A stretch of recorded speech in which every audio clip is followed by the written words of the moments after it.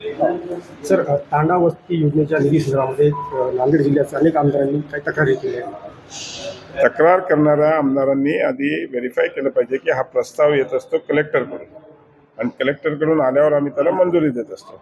तर त्यांनी हा प्रश्न तिकडे सोडवला पाहिजे कलेक्टर लेवलला. ते आमदार त्यांनी व्हेरीफाय केलं पाहिजे की कलेक्टरने पाठवलेले प्रस्ताव माझ्या मतदारसंघातले आहेत का कुठले आहेत. प्रस्ताव आम्ही नाही घेत, प्रस्ताव हा कलेक्टरकडून आल्यावर आम्ही मंजुरी देत असतो.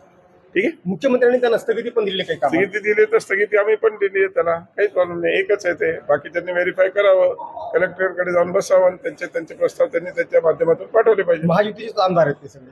त्याच्यात काहीच प्रश्न नाही. मी काय सांगितलं, तुम्ही परत तोच प्रश्न चुकीचा विचारतायत. मी तुम्हाला सांगितलं प्रस्ताव आम्ही मंजूर नाही करत, कलेक्टरकडून जे प्रस्ताव आमच्याकडे येत असतात ते आम्ही मंजूर करतो. त्यांचं म्हणणं असं आहे की त्यांनी जे सुचवलेली कामे किंवा त्याची शिफारस न घेताच ती मंजुरी दिली. कोणाचीच नाही आहे. तुषार राठोड यांना मागच्या वेळेस मी 1,90,00,000 कामं दिलेली आहेत.